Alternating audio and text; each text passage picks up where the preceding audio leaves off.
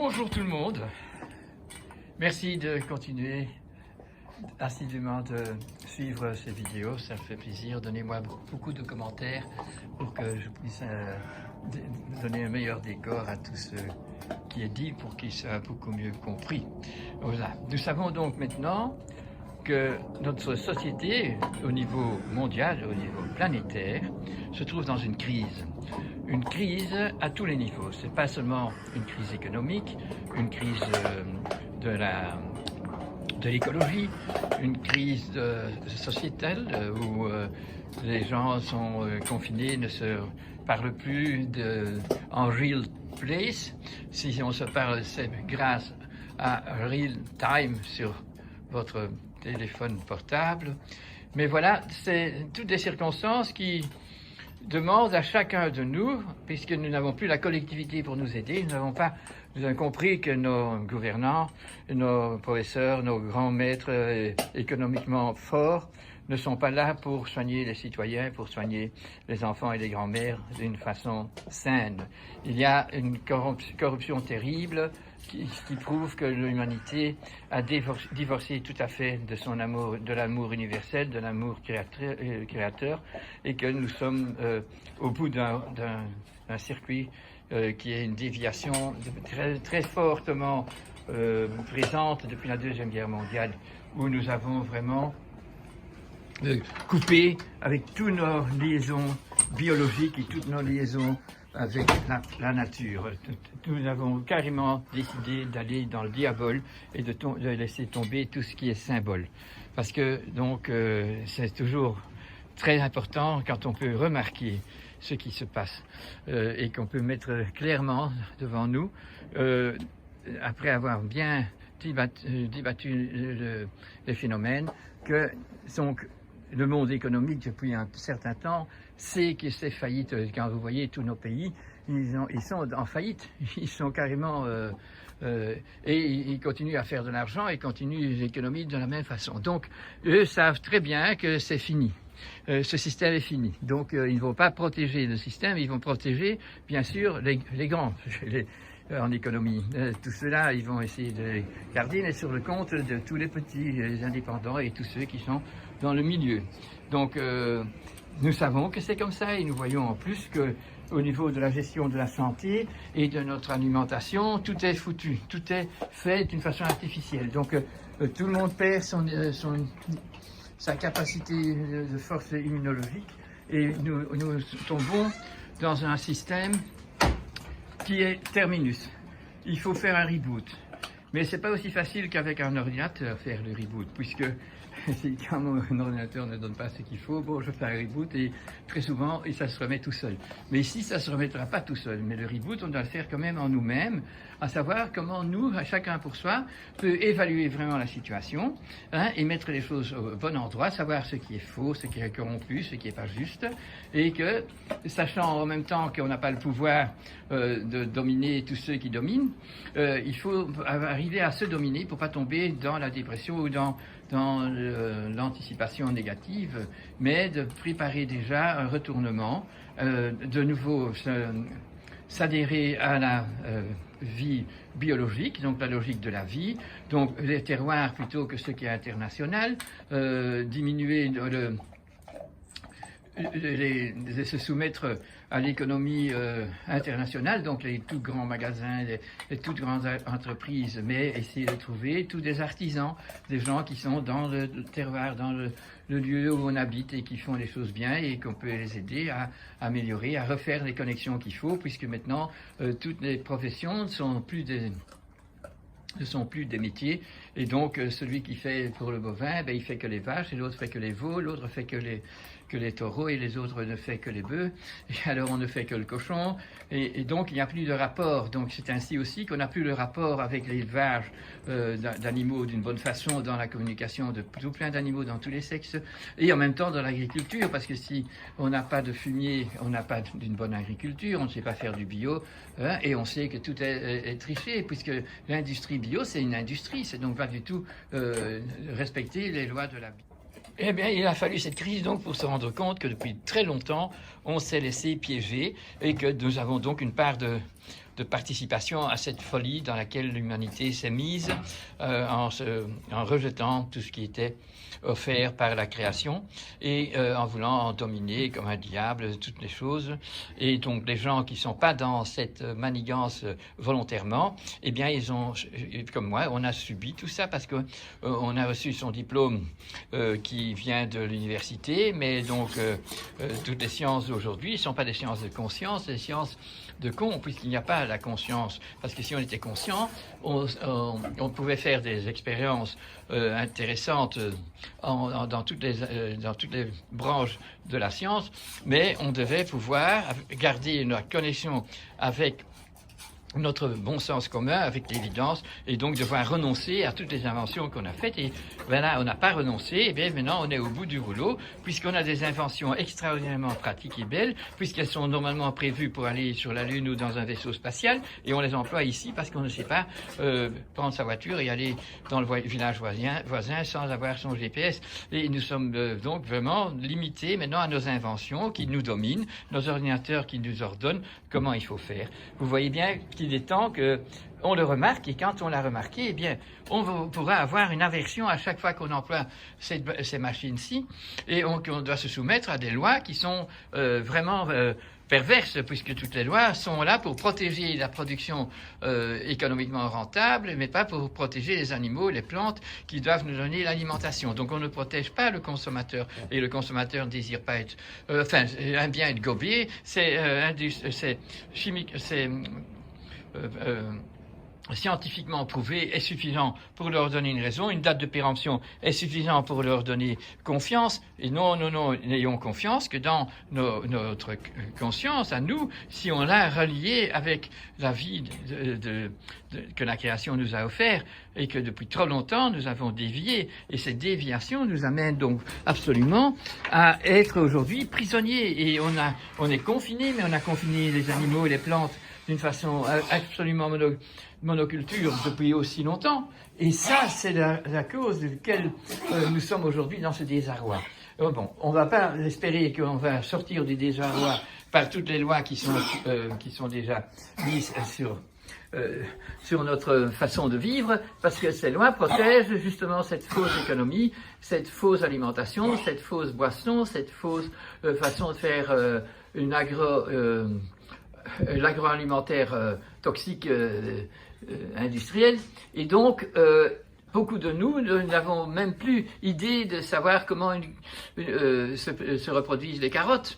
On n'a jamais vu un plant de carotte qui est arrivé à son summum, à être donc prêt à donner ses semences pour pouvoir l'année prochaine refaire donc cette culture. Ça c'est la culture et ça c'est l'élevage. On élève, donc on ne reste pas piégé à être un animal sauvage, œil pour œil, dent pour dent, parce qu'on est des humains, donc on a domestiqué, c'est-à-dire qu'on a tout plein d'animaux qui à un moment donné étaient sauvages, qui sont devenus domestiqués. Tout un temps, ils étaient heureux et ils pouvaient se déployer, se métamorphoser.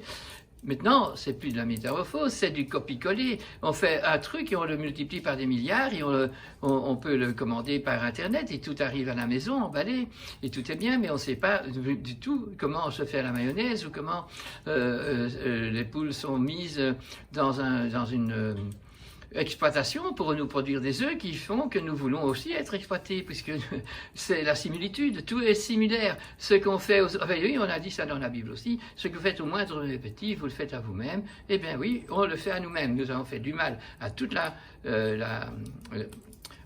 création, nous avons tout pollué, nous avons décidé d'enlever autant d'arbres pour faire une industrie sur place, pour faire des routes, pour faire tous des trucs qui permettent de continuer sur sa déviation, d'aller comme une flèche qui est partie de l'arc et qui va directement à son but, c'est-à-dire baf, boum, fini, c'est foutu. Et on est là, on est dans le boum, boum, baf, fini.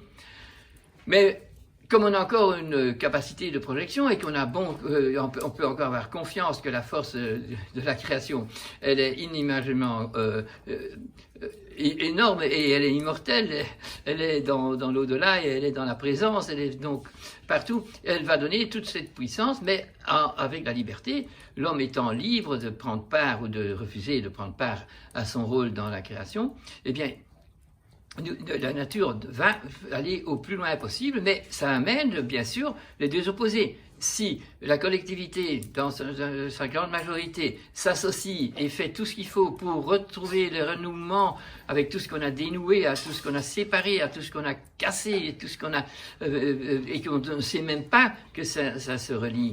Puisque si on a un moyen maintenant d'être pêcheur et qu'on a des machines super sophistiquées qui permettent de savoir où les bancs de saumon sont, et avec des machines énormes, on arrive à prendre tout le banc et le mettre donc en hauteur, les laisser crever hors de l'eau, et alors après en faire soi-disant un plat extraordinaire quand il arrive sur l'assiette de n'importe quel consommateur. Parce que donc, si on sait de quelle façon ça a été pêché, eh ben c'est un piège, c'est de l'industriel. Ça en dit que si on a pu attraper un saumon, tout autant qu'on voit l'ours attraper un saumon dans l'eau qui court, hein, et qu'on voit tous ces autres animaux qui doivent faire des efforts énormes pour attraper œil pour œil, un pour un, le saumon, et que donc tout va être donc dans son recyclage, tout va dans un recyclage. Le recyclage, c'est un cycle tous les jours, on est renouvelé le lendemain, mais pas quand on fait des choses qui vont droit vers le but foutu. Le but économique simplement, le but égoïste simplement. Si on reste dans l'altruisme, on doit recycler tous les jours de nouveau dans une repensée pour dire oui, je ne me suis pas encore mis bien je suis encore gouré hier, mais aujourd'hui j'ai compris mieux, je vais faire ma mayonnaise, mais je n'ai pas encore trouvé les bons œufs. Ah ben voilà, je vais chercher où on trouve des bons œufs.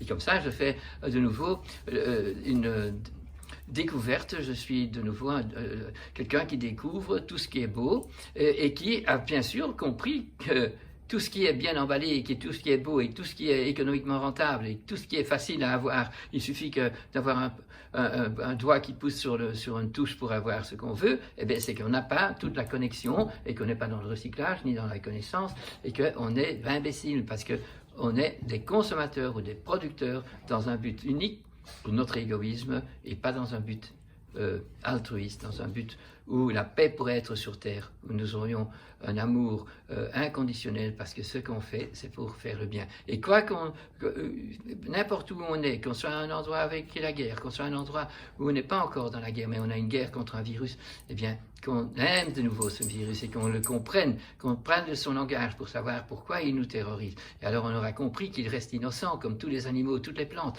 Elles sont innocentes et n'ont aucune responsabilité dans les maladies, dans tout ce qui se passe sur Terre. Elles sont simplement, elles répondent à leur code génétique pur qui n'a pas été transformé. Et voilà, nous transformons tout ce qui est instinctif, tout ce qui est de la plante et tout ce qui est de la verdure et tout ce qui est du monde minéral, nous le polluons, nous ne le sacrifions pas, nous le démolissons parce que si on le rendrait sacré, eh bien on aurait tout mis en élevage, en amour, c'est-à-dire en plaisir de choisir, donc d'aller pour le bon, le vrai, l'utile, l'agréable, l'altruisme. Oui, c'est un moment de confrontation. Il faut que dans nous aussi, nous ayons à faire notre reboot, c'est-à-dire nous rendre compte de pouvoir faire le discernement et savoir que nous ne pouvons plus continuer à nous laisser berner comme ça et en gardant confiance dans ce qui est absolument prouvé, ne pas être dans cette action d'altruisme.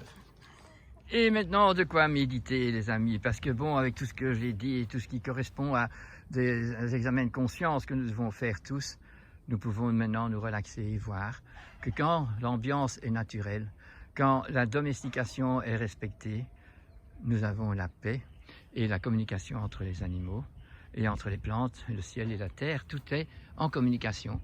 Mais pour ça, il faut des humains et pas des gens qui sont dans la recherche égoïste de notre économie ou de notre facilité.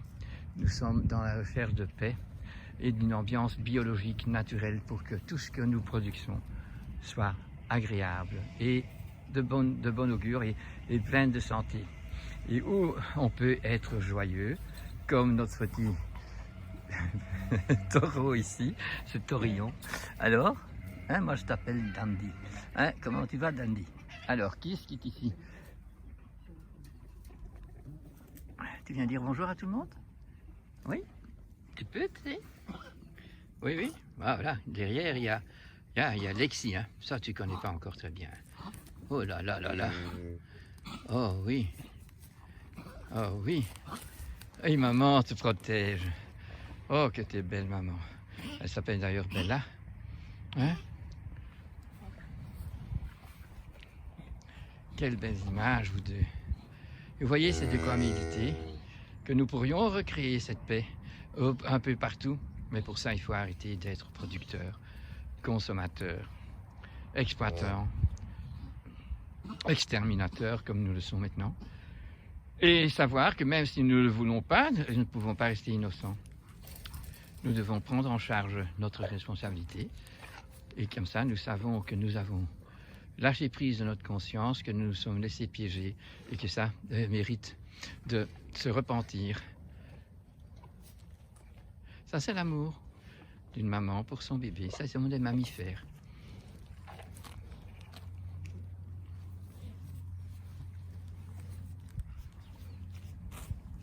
Allez, inspirez fort et vous aurez de l'inspiration et de l'intuition. Et vous pourriez sauter en saut de mouton, même le veau le fait.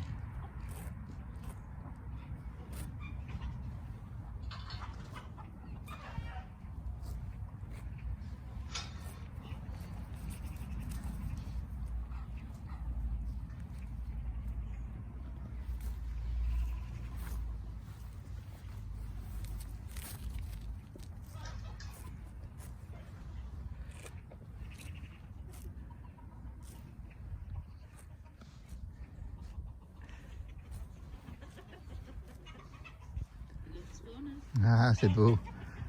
Et voici l'infirmière qui a son anniversaire aujourd'hui. Gelukkige verjaardag, Reet. Lexi?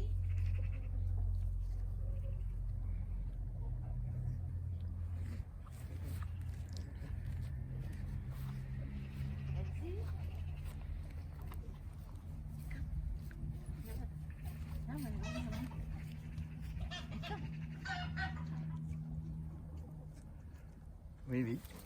Voici l'organe qui est pour le moment le plus important pour notre veau. Hein? Regardez ce pis. Alors c'est un pis spécial celui-ci parce que il y a, il y a sept mamelles. Oui, ça alors c'est vraiment un cas spécial. Bon, c'est une généalogie, donc il y a toute une histoire qui se cache là derrière et qu'on n'a pas encore découvert. Mais voilà. Et voilà, le petit doit donc parfois chercher et il prend un traillon là qui n'est pas en rapport avec une glande mammaire. Mais voilà, ça le fera plus intelligent. Hein? Que pensez-vous?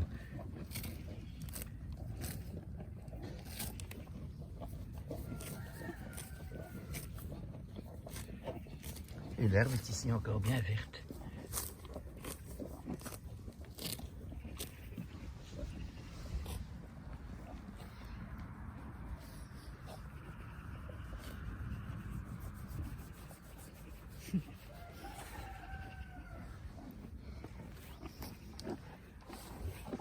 Voilà.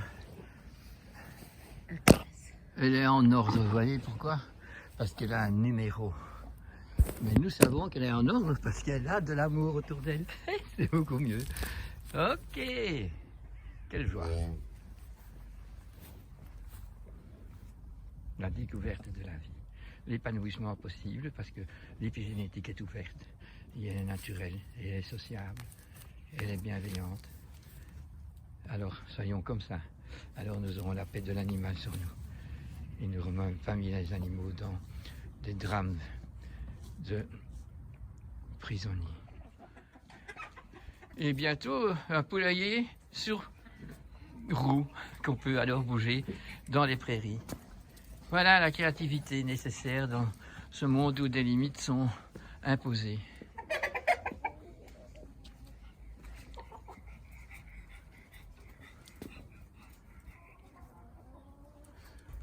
Et voilà, les animaux qui savent que la propriété, les poules sont des propriétés de leur maître, eh bien, on ne court pas après eux.